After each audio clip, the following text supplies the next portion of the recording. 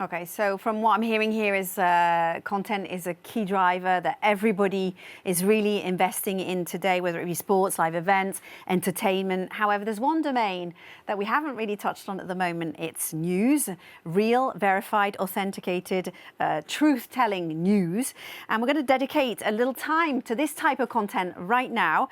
We at RTL Ad Alliance wanted to underline that the creation of impactful independent content relies heavily on the financial support, of course, of the advertising ecosystem. In other words, without the financial support of advertisers, there cannot be thorough investigations. Finding the truth actually takes a lot of time, expertise, and of course, resources.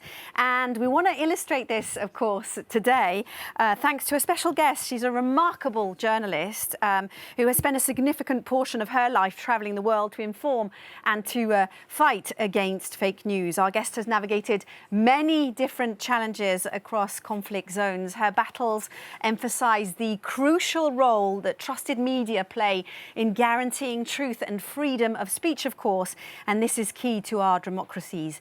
Join me in welcoming Nadja Kriewalkd. Thank you very much. Nadja, thanks so much for being with us today. It's great to have you here live from Berlin.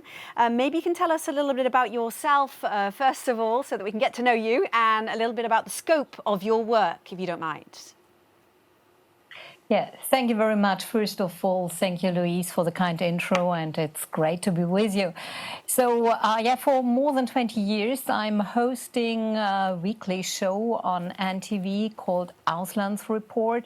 This means foreign reports, and it shows exclusive reports from all over the world. And therefore, I'm traveling a lot, and I covered hot issues like gang violence in Haiti or acid attacks in Asian countries like Pakistan, Cambodia or Turkey, and also the nuclear disaster in Fukushima, where I'd been several times. And I'm also international reporter for NTV, RTL and Vox, and therefore, I traveled a lot in war countries like Syria, Afghanistan, Iraq, Mali, Somalia, and in the last 2 years, I spent a lot of time in Ukraine. Mm-hmm. Yes, of course. So, you were present in Kiev at the onset of war in Ukraine. You have a lot of experience. I was explaining earlier that your job really requires resources, Nadja. Can you explain to us, I think everybody would be really interested to find out how you work on the ground. Tell us about your team, your work conditions, maybe how you go about capturing the truth every day. What does it take to really get verified information, Nadja? Yeah, so first of all, our team, our crew, this is a cameraman. Then we normally have a local translator, also a kind of journalist. We call them fixer. And in conflict zones, we also have a security advisor with us. And in Kiev, I arrived there 1 day before the war started. And it was Although then I recognized that it was totally different, the situation. It was more quiet, more empty than I knew Kiev before. And then 24 hours later, the war started, and my fixer called me and said, sorry, I have to apologize, but I have to bring my family to a safe place. So in the evening, I was standing on my live position on a balcony overlooking the Maidan Square, and it was so strange because the city was empty. It was silent. There was almost no civilian on the street, only security personnel like policemen and soldiers. And then we heard the explosions.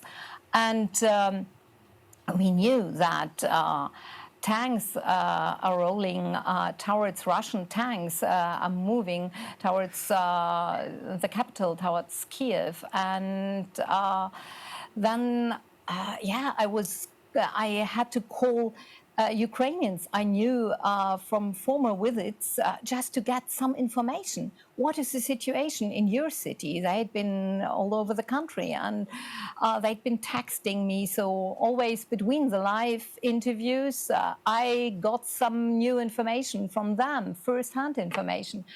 And in every live interview, they'd been, the host in Cologne was asking me, what about Zelensky? What about the president? And the president palace was just 400 meters away from our position. So I saw the palace, which was totally dark, no illumination.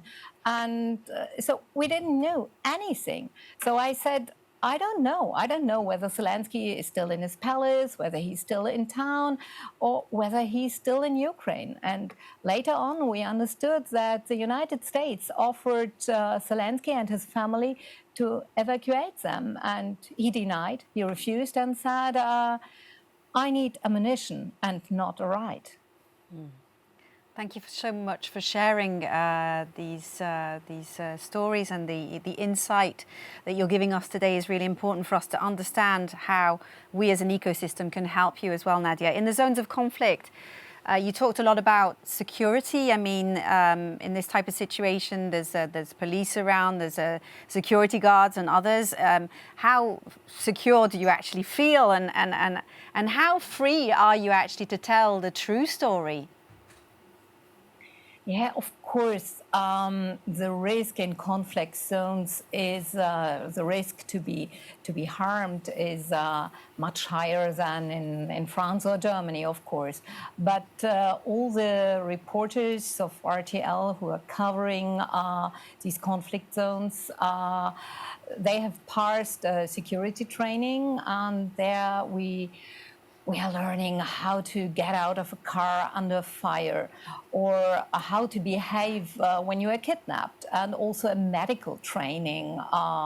So first aid at the front line, so really special injuries. And also we have a security advisor with us. And in Ukraine, for example, there are also new technical features, and I hope I can show you this. So there is an app, an alarm app, and this sounds, sorry, it should function. I tried it before. Of course, not now. Live, it never works, Nadja, does it? Now you hear it. This is the English version. Attention, air raid alert. Proceed to the nearest shelter. So yeah, that's what we hear. Sometimes several times during the night. And then you have also another app where you can check what is coming. So whether it's drones are coming, or missiles, or fighting jets. And so this means how fast you have to move your legs to the shelter. And yeah. This is a security aspect, and for the freedom of the press and how free we are. In Ukraine, there is no censorship, but in the beginning of the war, it was very easy to get directly to the front line. Now it changed a lot. We need to ask for permission, and then there are several checkpoints. But there are also other countries where I'd been, where there is a tough censorship, like in Egypt, for example, where you always have someone with you, kind of shadow. So we have to tell the audience that there is someone always listening. And this means also that our interview partner are quite shy to say the truth.